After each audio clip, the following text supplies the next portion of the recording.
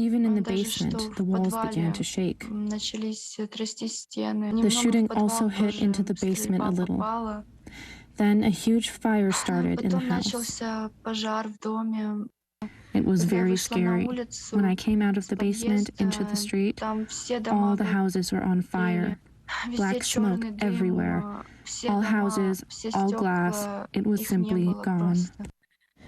I drew this for myself, for the future, so that later I could see what I experienced. Karina's family sheltered in their basement. This one you see here, with no electricity, no heating, no water supply. They have since escaped to Poland. For more information about how you can help humanitarian efforts in Ukraine, just log on to CNN.com/impact. CNN audiences have already donated more than $7 million.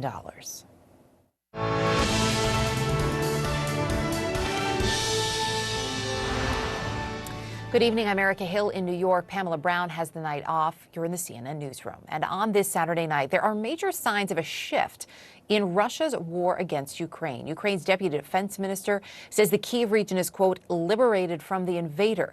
While CNN is not yet able to verify that claim, the Ukrainian military is regaining control of suburbs around the capital. We're also seeing tonight this.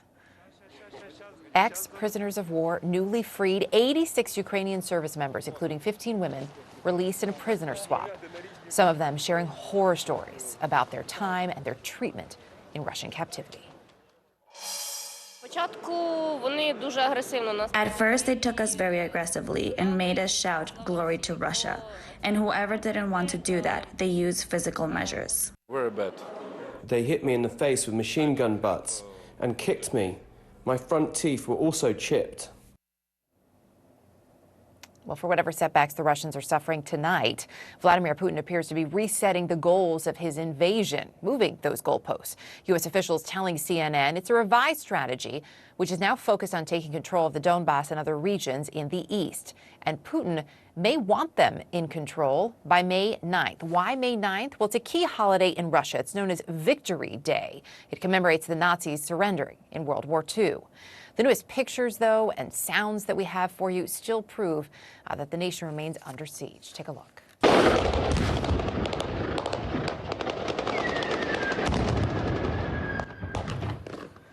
Gunfire and explosions aimed at peaceful protesters today, not far from the Zaporizhzhia nuclear power plant. That's, of course, the one that Russians attacked and seized a month ago. We have another view for you of the apparent flashbang rounds and the automatic weapons being used today. 4 people were injured.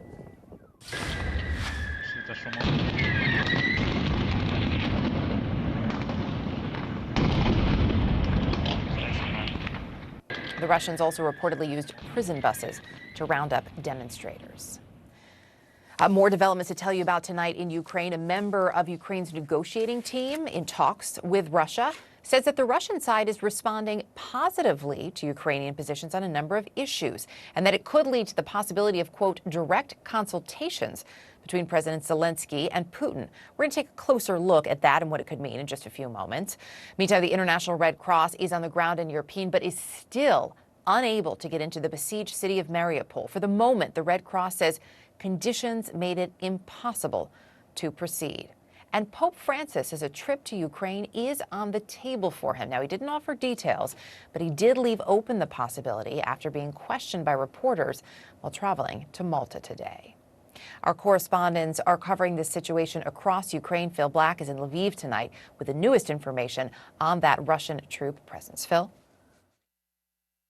Erica, President Zelensky says Russian forces are leaving the north of the country. In some cases, he says they are withdrawing voluntarily.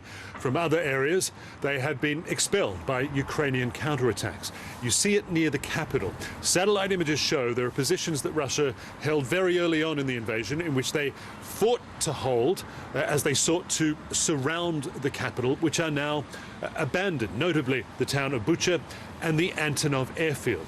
An advisor to President Zelensky says Ukrainian forces have recaptured more than 30 settlements near Kyiv. Further north, the Ukrainian flag flies again over the Chernobyl nuclear power plant after Russian forces suddenly departed that site and the surrounding area.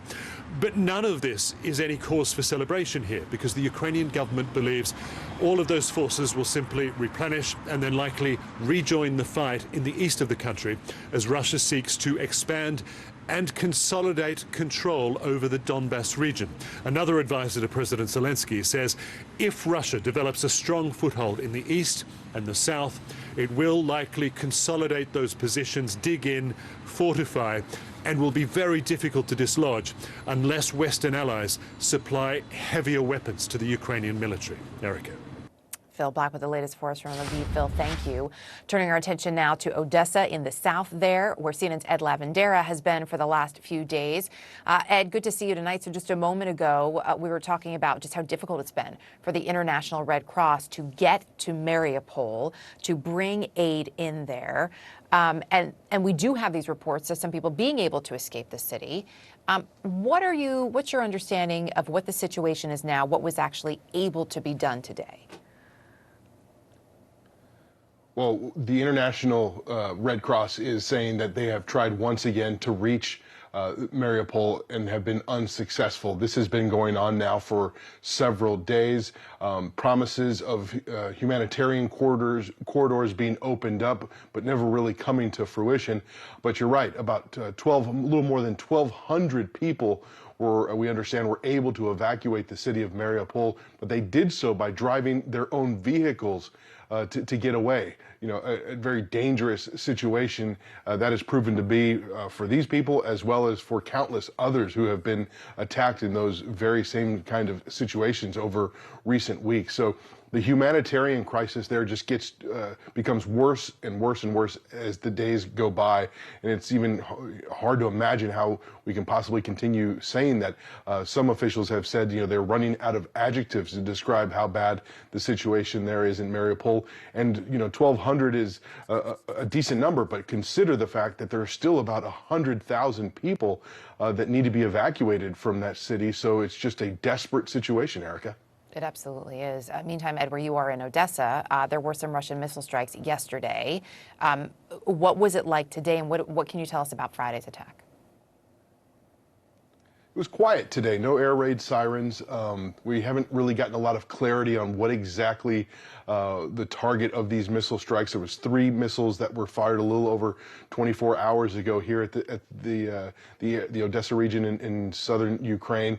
Military officials have released very little information, so we haven't gotten any indication that any kind of civilian targets were struck. In fact, one military official said that the 3 missiles that were fired from the Crimean Peninsula did not hit their intended targets. But beyond that, we really don't have a sense of what it was that the Russian forces were going after with this missile strike, and what the repercussions of it have been on the ground. Very little information on that front. All right. Ed Lavandera in Odessa. Stay safe, my friend. Thank you. I want to bring in now Ivo Daalder, the U.S. ambassador. He was the U.S. ambassador to NATO under President Obama. Mr. Ambassador, good to have you with us.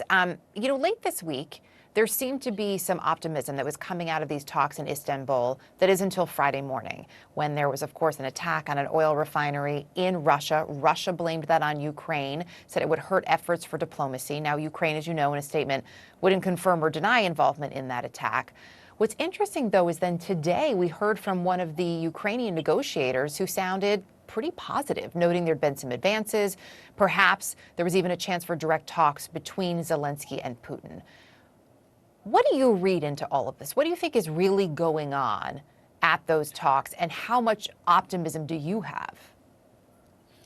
I think what we're seeing is just a continuation of the warfare and other means, using statements about making progress on peace negotiations, coming particularly from the Ukrainians, who want to make sure that if there is no progress, it's the Russians who are torpedoing it. After all, after the Istanbul talks early this week that you just mentioned, the Ukrainians were very positive, the Turks were very positive, but within a day, the Russians were again saying not a lot of progress was being made, not much happening. Then, of course, the attack on the oil facility, which is an important military target for the Ukrainians to hit on Russian territory, led the Russians to say, you know, if you're going to fight us on our soil, then we're not going to talk. Unfortunately, of course, the Russians have been fighting on Ukrainian soil for the better part of 6 weeks. So yeah. I think what we're seeing is, shadow boxing in some ways, but I don't really think we're anywhere close to having a real negotiation or a real agreement. U.S. officials, CNN has learned, based on intelligence intercepts, the thinking earlier this week, too, in light of what we were learning about the misinformation that Vladimir Putin was being given, how terribly we can see how things are going on the ground there, that there would perhaps be an effort to shift focus to somehow save face. Now that's coming to light in these intel intercepts we're learning about today from U.S. officials, that Putin wants to be able to point to a, quote, victory in eastern Ukraine in early May that would coincide, of course, with that victory day in Russia. By shifting this goalpost, what does that effectively change beyond the messaging? Well, I mean, the goalpost, if they are shifted, and it looks like the military forces are also starting to concentrate, particularly in the east, as well as parts of the south, that's a big shift. It means that they're giving up the idea of taking Kyiv and changing the government. After all, that was and has always been the real purpose here. There's really no interest in Russia to have a part of Ukraine in the Far East. What they really want is to control the future of Ukraine, its destiny, its decisions with regard to its own foreign policy. And it was hoping to do that with military force very, very quickly. If they now retreat and basically settle for what, frankly, the Russians almost achieved back in 2014 when they annexed Crimea and fomented a separatist movement inside the Donbas region. If that's all they end up with 15, perhaps 20, maybe even more thousand deaths on the Russian side, it's going to be very hard for Vladimir Putin to sell that as anything like the great victory that May 9th is supposed to celebrate. He really is in a box, and it's one of his own creation. How concerning is that box? How concerning is it to have a Vladimir Putin backed into a corner? Well, it is, and it's only a week ago or so that people in Brussels at the NATO summit were seriously thinking about the worry about escalation. And we do have to worry about the fact that he is in some ways regrouping rather than giving in. He's not turning tail. He's taking his forces away from Kyiv. He's not achieving some key objectives, but it doesn't mean he doesn't have a lot of very, very dangerous arrows still that he can shoot off, one of which is, of course, using chemical weapons or even nuclear weapons. That remains a real issue. It remains something we need to be concentrating on. And we need to remember that even if this was a good week for Ukrainian forces, the Russians are strong. They have real capabilities. This is going to take quite a while of really brutal fighting and perhaps even some serious escalation. We all got to be prepared for that. And Ukraine warning, right, that there are difficult days ahead in the southern and eastern parts of the country. President Zelensky continued his push, his global appeals this week. And he has, as we saw here in the U.S., as we've seen in every country that he's spoken to, right, he's really tailoring that message. In the U.S., he invoked Pearl Harbor and 9/11. As we watch him continue to speak out, to continue to plead for more help, this is further evidence, I think, of this information campaign that Ukraine is waging. You mentioned the way that they're also talking about these discussions in Turkey. That's an important part of this information campaign. Do you think at this point it's having a tangible impact 5 weeks in? You know, I think it does. I think he, Zelensky in particular, of course, he's been able to rally his own people with his nightly video conferences that he has and television addresses. But he's also really, frankly, asked a lot from the Western world, and we're all sitting there and saying, okay, what more can we do? And it's working. We are now, latest reports are that the United States is helping to send Soviet-era tanks, T-72s, into Ukraine. We are upping our own capabilities that we're shipping in. We announced yesterday another $300 million worth of equipment. That brings to $1.65 billion of U.S. equipment being shipped into Ukraine since the start of the war. The Brits are doing it, the French are doing it, the Germans are doing it. We're providing significant intelligence capability, not least because Zelensky has been very, very effective in pointing out that we're on the front line of freedom. We're fighting for all of you. And it's if you're not going to be here in person, please give us the equipment to do the fighting for ourselves. Ambassador Ivo Daalder, really appreciate you taking the time to join us tonight. Thank you. My pleasure. Still to come here, Ukrainian women crossing the border into Poland in time to give birth. They'll share their stories and where they're at right now. Plus, with rents and mortgages on the rise, some Americans are learning a fixer-upper may not be the cheapest way to get into homeownership. Plus, a pandemic-era rule that turned away migrants at the border is soon set to expire. We're going to bring you the latest from the southern border next. All new Inside Africa. Go inside the inventive minds, evolving places, and creative trends of the Africa you need to know now. Nigeria's emerging musical artists are ready for the global stage. For now, I can record my music in my house, get it on the internet, and distribute it to the world. Inside Africa on CNN, in association with Zenith Bank.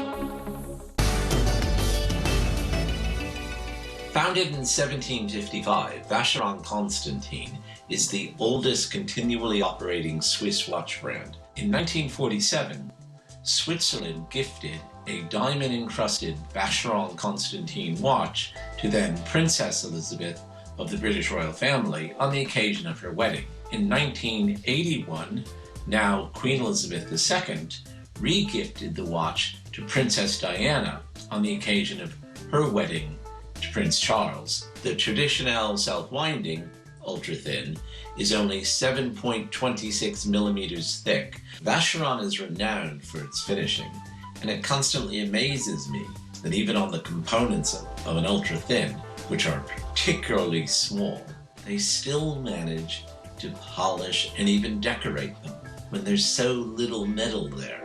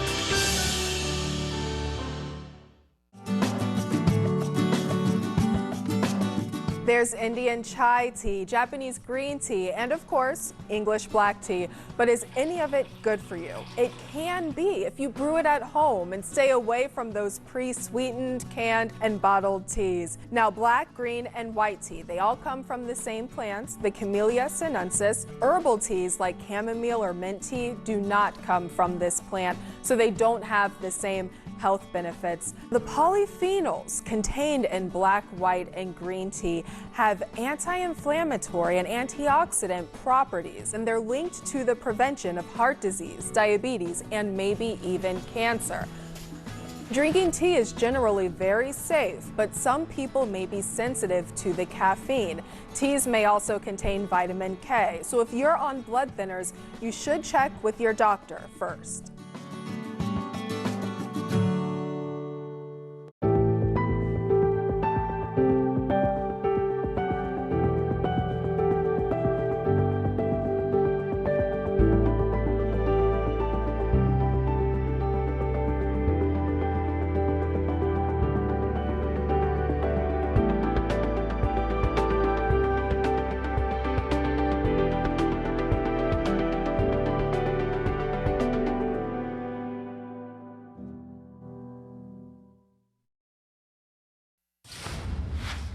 U.S. border officials are bracing for a surge of migrants after the Biden administration announced it will end Title 42 next month. The Trump-era COVID restriction has been used to block migrants from entering the country. CNN's Polo Sandoval is in McAllen, Texas. So, Polo, what are they bracing for in terms of numbers there, and how are they preparing?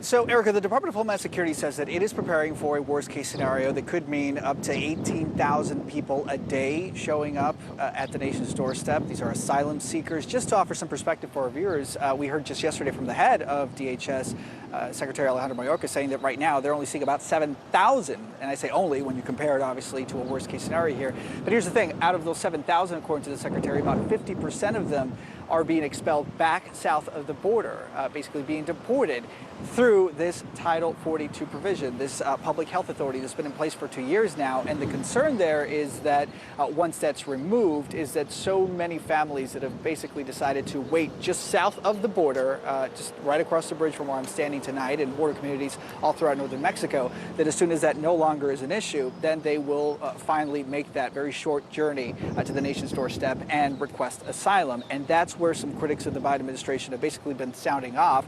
For starters, even pleading with the Biden administration not to allow this to expire. But yesterday, we heard from the government basically allowing that to happen, and that is certainly a concern. But of course, migrant advocates here and many of the advocacy groups are applauding this move, saying that it has kept many of these families from reaching the relative safety of the United States for the last 2 years. But now that that's gone, that's really where we stand right now. But again, the big test, the ultimate test, will happen in late May, when Title 42 is basically lifted, and that will be the ultimate test for government agencies, local, state, and federal, that have been working just constantly to make sure to handle this flow, to see if this will be a coordinated effort or if we will once again see these overpopulated holding facilities, and then of course immigration in a midterm year becoming yet another big topic of debate. Yeah, absolutely. Do we know, Polo, what is the asylum process going to look like? I mean, when we think about how many people are waiting, how long is this going to take? Yeah, we'll basically go from Title 42 to Title 8, which is just the way we've seen it, the way it's been done for decades, which is people that are coming from other countries basically showing at a port of entry and declaring that asylum, and then following the process here. And as we heard from that secretary, again, many of them end up being deported, but so many others are released. I heard from a Customs and Border Protection source just yesterday describing the plan as it meant to be a very streamlined and quick, expedited process, because the concern is that at border towns just across the Rio Grande, we're seeing up to 10,000 people that have basically been waiting there for weeks, months, perhaps maybe up to the 2 years. And many of those people will certainly try to pour in, and that is where the U.S. government is certainly going to try to stay a step ahead. And here on the ground, we're seeing not only the federal government, but also a lot of the nonprofit groups. They are gearing up and preparing for that kind of worst-case scenario. Again, up to 18,000 people a day showing up at the nation's doorstep if that's what we end up seeing. Well, Sandoval, I appreciate it. Thank you. Just ahead here, women and war. Women giving birth far from home. We'll introduce you to some of the youngest refugees, newborns, and their mothers. That's next on the CNN Newsroom. This is CNN. More people get their news from CNN than any other news source. As Ukraine fights back against Russia, what is Putin's next move?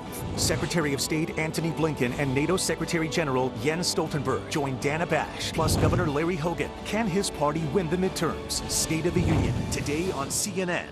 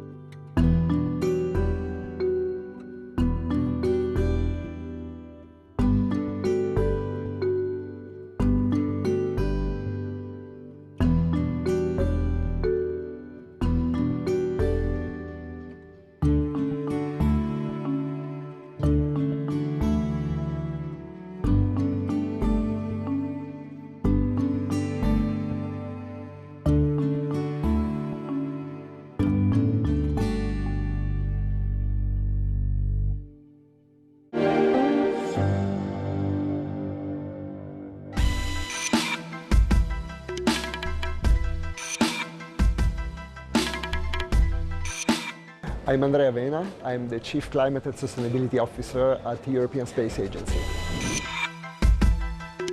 The great responsibility that ESA has to be responsible is linked very much to the fact that since decades our programs are contributing to the understanding of climate change.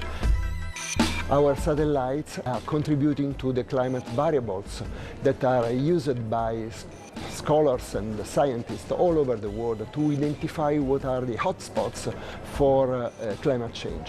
Therefore, we feel accountable. We know what is the situation, and therefore it is very much important for ESA to be on the leading edge for fighting against climate change.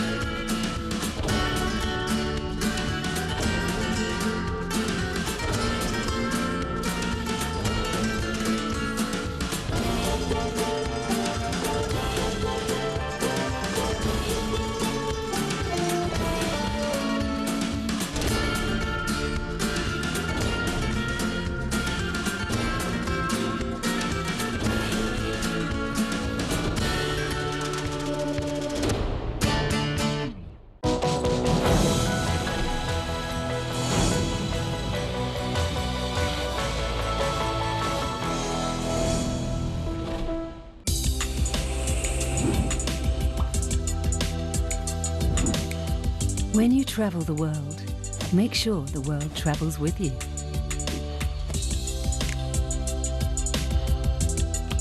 Check in, log on, and get connected with all of the latest developments at your fingertips. CNN Partner Hotels, connected to your world. There were 3 strikes that hit this facility. This is as close as you're going to get. Just look at the utter destruction caused by this massive explosion. Imagine the good fortune of the truck driver. He managed to survive. More than a month into the war here in Ukraine, and the refugee crisis continues. It is not even remotely close to being a ceasefire. In Kiev, Kherson, Zaporizhzhia, Lviv, this is CNN. I'm Nick Watt in Los Angeles, and this is CNN.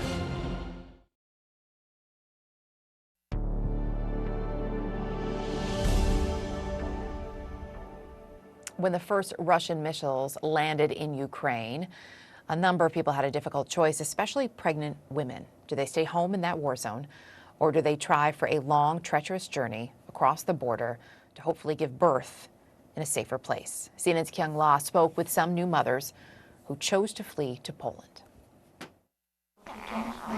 Born just hours ago in Poland, baby Adelina is already a survivor of the war in Ukraine. Is it hard to be happy? Звичайно. It is, she says. Adelina is Kristina Pavluchenko's first child. You feel guilty? Why? Because I left, she says. Left her home in western Ukraine. The war had begun. The bombing neared their city. Pavluchenko escaped by bus, then walked on foot across the border. Paramedics rushed her to the hospital. She delivered Adelina a month early, separated from her family. Mama, sestra. My mother, sister, grandparents still in Ukraine. He's killing our people, she says of Vladimir Putin. How could anyone be so cruel? I'm terrified. I'm terrified that something like this can happen, that you can lead your everyday life and all of a sudden, because of decisions that you have no influence upon, there is a war and you have to flee. It's unbelievable. It's terrifying. Dr. Magda Duch is a psychiatrist at Inflanka Specialist Hospital in Warsaw. The hospital, focused on treating women, has seen 80 Ukrainian patients this month, delivered 11 babies, and treated cancer patients like 58-year-old Tatiana Mikhailuk. I ran with my granddaughter in my arms, she says. Missiles had already blown out the windows in their building. As they fled, something exploded next to their car. Her city is now occupied by Russians. She's grateful for her doctors at the hospital and the free health care in Poland that's treating her cervical cancer. Christina is one of the doctors. We're not using her last name because she herself is also a refugee from Ukraine, a mother of a 5-year-old and the wife of a Ukrainian military man. Your husband? My husband has been in the military since 2014. At the moment, he's in Lviv. So you had to leave your husband behind? Yes, she says. Now in Warsaw, I can't sit and do nothing, she says. I have this opportunity here to help women who fled the country. With each breath, baby Adelina offers her mother a respite from the war. What will you tell your daughter about her birth? The truth, she says. We will tell her everything as it was. She should know the truth. All the Ukrainian patients you've seen in this story, that health care is being covered by the government of Poland, including all the care once they leave the hospital. And they're not the only ones. The Ministry of Health here in Poland says 197 Ukrainian children have been born in Poland since this war began. Kyung Law, CNN, Warsaw, Poland.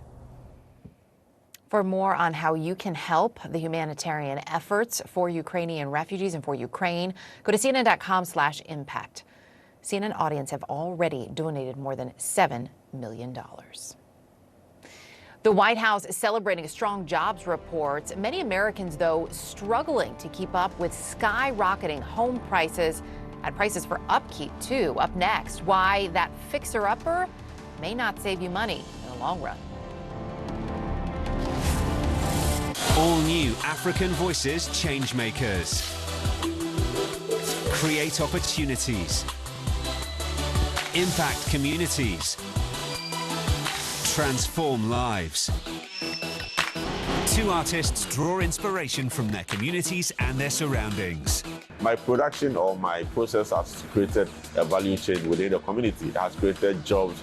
African Voices Changemakers, only on CNN, in association with Glow. Today we live in an unpredictable environment and news races around the world at breakneck speed. Our engine continues, our impetus, our momentum. My show brings you the latest news and top news makers. Give me the facts on voter fraud. There has never been a moment where voter fraud has affected the outcome of an election. And we also dive below the headlines to explore vital issues impacting our lives. Normally this theatre would be filled with people and art and debate and energy.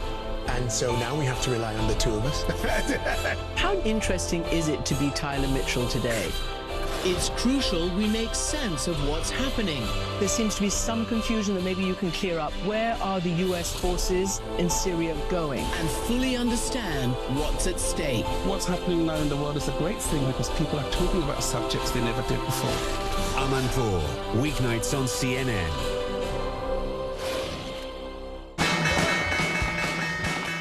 Business never sleeps.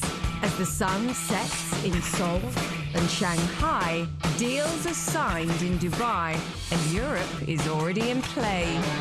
New York prepares to make its first move. I'm Julia Chatterley, journalist, global market analyst, and host of CNN's First Move. Join me in the financial capital of the world for market-moving perspective on the news influencing global politics, culture, and finance. I'll speak to newsmakers, risk takers, and the ultimate game changers. Bold moves, big deals, winning trades. It's all right here. Make CNN your first move. First Move with Julia Chatterley. Weekdays on CNN.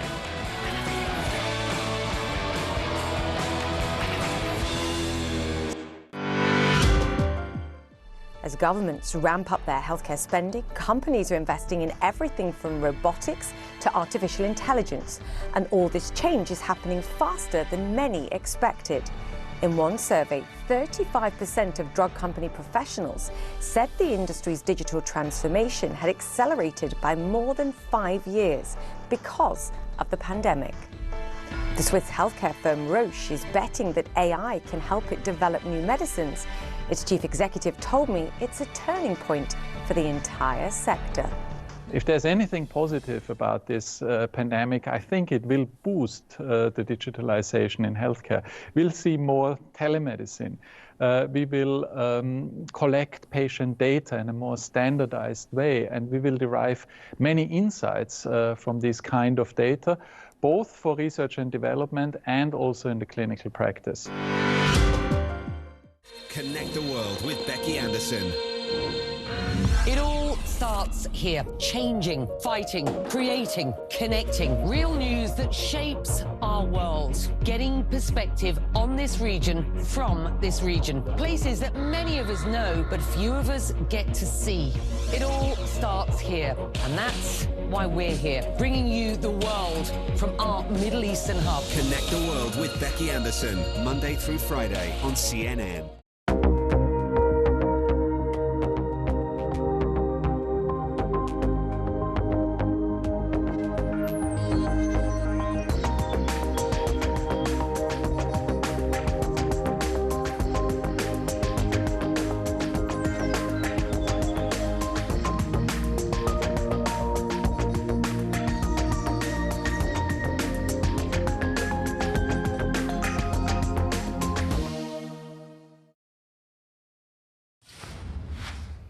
The job market right now is red hot. Employers adding 431,000 jobs in March. The unemployment rate just ticked down to a pandemic low of 3.6%. That's all really good news. President Biden, though, acknowledging yesterday that rising inflation overshadows that, and it's still a big battle at the moment. More and more Americans get jobs as they do. It's going to help ease the supply pressures we've seen. And that's good news for fighting inflation. It's good news for our economy, and it means that our economy has gone from being on the mend to being on the move. With home prices and rent prices soaring, though, many Americans are struggling to keep up. Routine maintenance costs are also on the rise, as you've likely learned, which means that fixer-upper that may have seemed like a good deal may be turning out to be the exact opposite. CNN's Vanessa Yurkevich reports. This was nothing as I expected, purchasing my first home. Allison Braun bought her first home in February. After losing bidding wars and paying $75,000 over budget, she settled on a fixer-upper, expecting to save some money. It was really surprising getting in here and fixing things up. Overwhelming is another way I'd explain it. Rents are up a record 17% in the last year, with homes up nearly 20%. And so are construction costs. Braun, who works for the real estate company Redfin, is redoing nearly every space in her home. The kitchen needed new counters. And we were really surprised by the cost, especially the labor to put them in. We wanted to figure out a way of how we can do our countertops on our own and save cost and labor. So the concrete countertops were born. She saved $3,300 by doing them with her partner. She tried the same with her floors, but underestimated how much she would need and the rapidly rising costs of lumber. We didn't estimate enough wood for the first floor, and we went back to buy more wood for the flooring, and it ended up that after a month's time, the flooring went up about 25 cents per square foot. But it's not just homeowners getting stuck with higher costs. Construction materials are up 24% in the last year. Bill McGrath's company is installing elevators in this new residential housing complex in New Jersey. So far, they've put in 2. What are the materials in this elevator that you have seen an increase on? Well, right here you have the electronics, which this is stainless steel. You have the plastics, the electronic boards behind it, that's costing more. The ceilings, wood, you're standing on lumber, there's steel underneath. And is all of it going up? Yeah.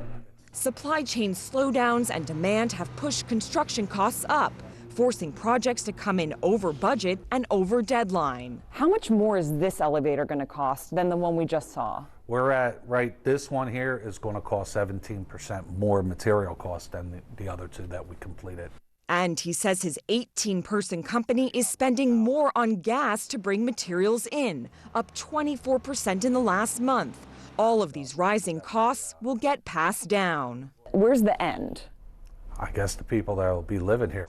For Braun, the higher costs means accepting things like painting the outside of the house gets put on hold. So we'd love to hire somebody to do that. That's been put on the back burner now, and we're just going to have to learn to love the green. Vanessa Yurkevich, CNN, Cherry Hill, New Jersey.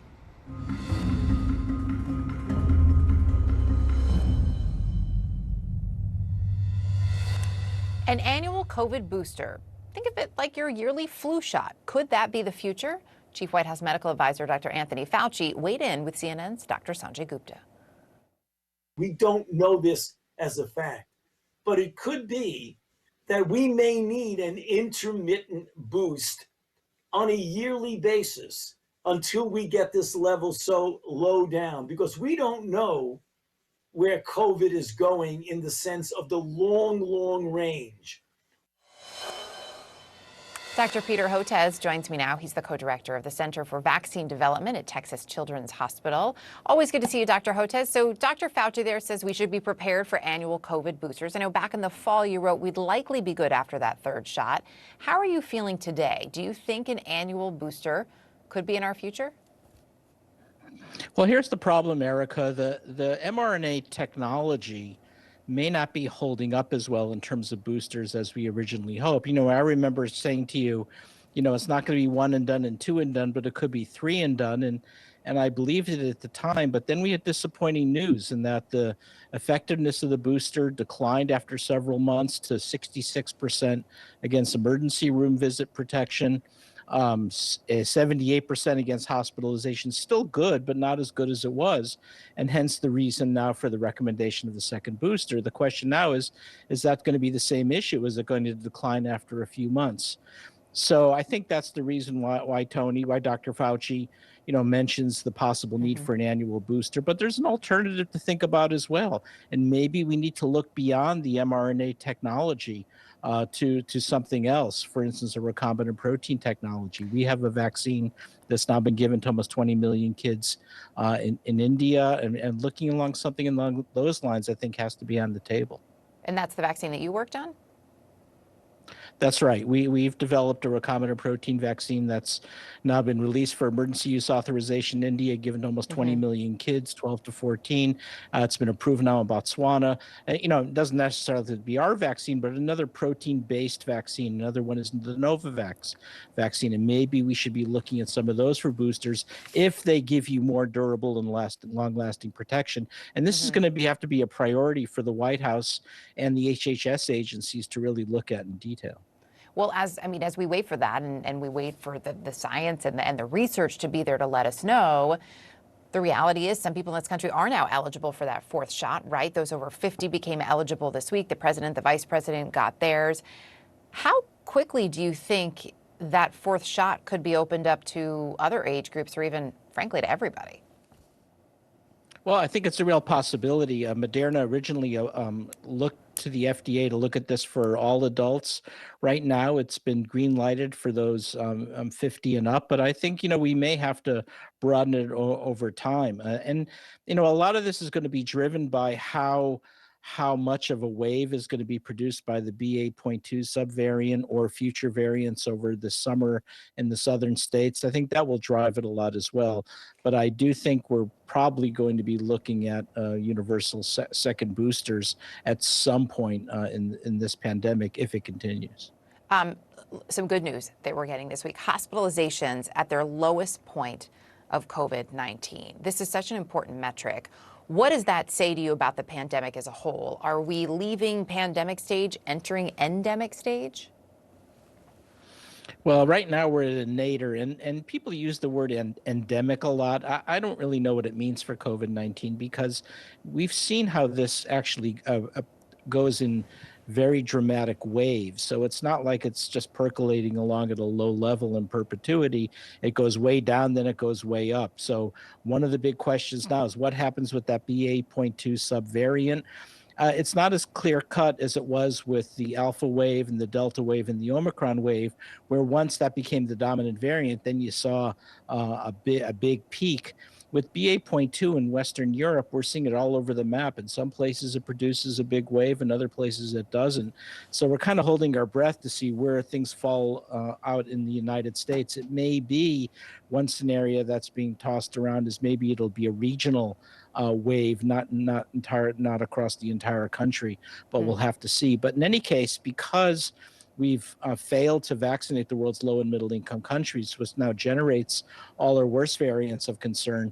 Even if we do okay with this BA.2 subvariant, we should expect another wave across the southern states and Texas during the summer, and then maybe an annual winter wave until we figured out how to vaccinate the world. Dr. Peter Hotez, appreciate it. Thank you. Thank you. Every day, thousands of Ukrainians are fleeing the fighting in their country. Up next, how some of them have been forced to take unconventional routes to safety. On the next Vital Signs, we're exploring the future of medicine. The work we are doing is joy. With the team that brought us the Pfizer-BioNTech COVID-19 vaccine. The first subject was dosed in less than 3 months. Could their groundbreaking mRNA technology also help treat cancer? And get a sneak peek at what other innovations the future might hold, including lab-grown organs and AI-powered medical devices. Vital Signs, today on CNN. Fundamentally, the world is changing very rapidly because of technology and globalization, and people need to learn new skills, and if they do, there's a wide range of new opportunities for new jobs if people get skilled up. So we think this is going to persist far beyond the pandemic. There's a lot of interest for individuals coming directly to Coursera Online to take professional certificates, to learn the skills, to get new digital careers. But the other thing that we're seeing is that businesses are realizing that embracing technology, going digital, moving to the cloud, using AI makes them more competitive. And so businesses are upskilling their employees using Coursera. And now, post-pandemic, universities and colleges all around the world, even as students come back to campus, they're realizing that integrating online learning into the way that students learn is a great way to provide flexibility and also access to emerging skills.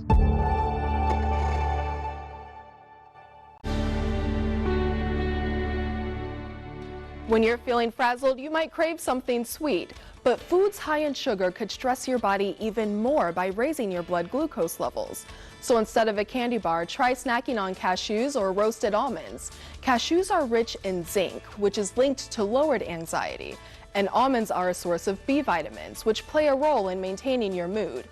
If stress leaves you feeling tired, pass on coffee, soda, and energy drinks. Caffeine can actually increase levels of the stress hormone cortisol. So consider a calming caffeine-free herbal tea, like chamomile, passion flower, or mint. One study found tea could help lower cortisol levels. But your best defense against stress eating may not be at mealtime, but bedtime. Some studies suggest getting enough sleep makes you less likely to make unhealthy food choices when you're stressed out.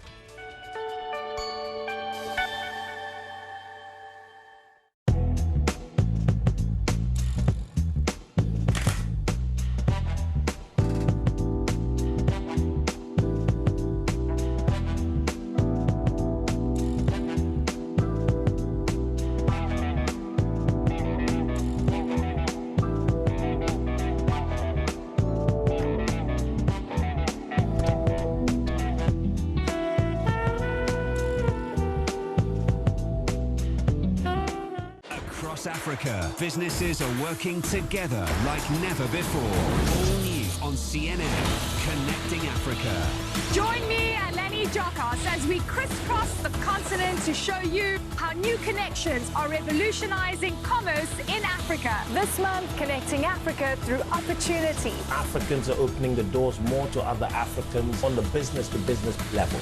Connecting Africa on CNN in association with Afreximbank.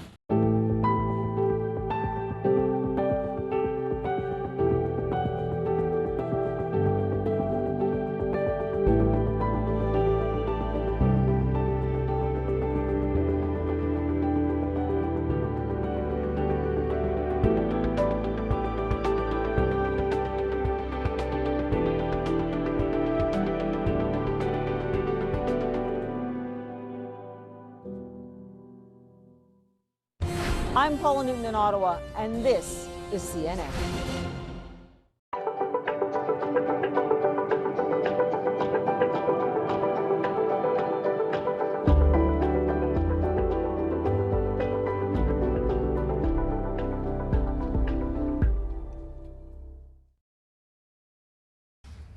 Ukraine says more than 4,000 people were evacuated today through humanitarian corridors, but with Russian attacks making it really difficult to keep those corridors open, some refugees are turning to, frankly, more unconventional methods to try to get to safety. CNN's Ben Wiedemann reporting on one escape route that actually includes bribing Russian soldiers.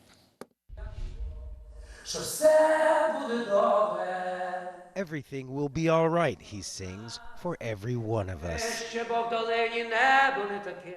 Words of comfort for those desperately in need. Popular singer and former lawmaker Sviatoslav Vakarchuk goes from village to village with a simple message. Smile. This church in the village of Bashtanka is now home, temporary home, for those who have managed to flee Russian-occupied territory. Volunteering in the kitchen, Svetlana Lyashuk finds peace, but not peace of mind. It's really hard, says Svetlana. People here are very nice, but I just want to go home. Vitaly Butochel, a mechanic in peacetime, now runs a complex operation feeding and housing the displaced. This all make us like a family, very closely. The church feels like an oasis of the ordinary, far from the madness outside. Early evening and a bus approaches, marked Deti, Russian for children. Alas, no guarantee of safety. It's coming from the town of Snihorivka, under Russian control. But it didn't pass through a humanitarian corridor negotiated by the Red Cross. The arrangement whereby these people are able to get out of the Russian-occupied areas to here is very simple. Men on the bus give Russian soldiers food and cigarettes, and the Russian soldiers let them pass. Larisa Shevchenko made it out, but remains tormented by fear for those who couldn't get away. Everything is really bad, she says. Her parents in Snihorivka are still hiding out in the basement. She hopes they'll get out tomorrow. Ben Wiedemann, CNN, Bashtanka, southern Ukraine. Heartbreaking. Well, the slap. You saw and heard about the fallout. So what's next for Will Smith? Camila Bernal joins us with a live report right after this. Stay with us.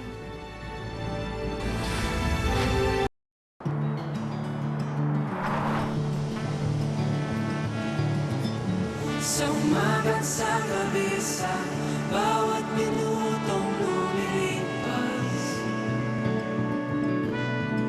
Hinahanap-hanap kita,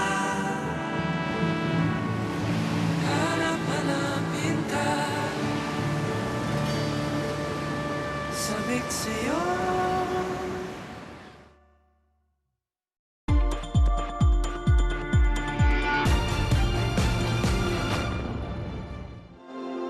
Never before in the world have the traffickers had such disruption. There was a window where their model was frustrated. So I think we are on a massive moment of opportunity that we can't miss. Stop the Traffic is a global organization that fights to prevent human trafficking, founded in 2005. It was probably 10 years ago where CNN came and filmed Stop the Traffic when we launched the chocolate campaign. An enormous number of people were turning around going, what are you doing? You know, why are you talking about trafficking around chocolate? And at that point, people weren't connecting the supply chains of businesses with the trafficking and exploitation of young boys in West Africa. Now, there is a Modern Slavery Act that has a supply chain statement and agenda that came into being in 2015 in the UK, and businesses are leading. So, do I believe change can happen and people can rethink? Absolutely. And I don't believe yet we've seen the picture of how the trafficking networks of this world work. And I think we need to be looking at the money flow.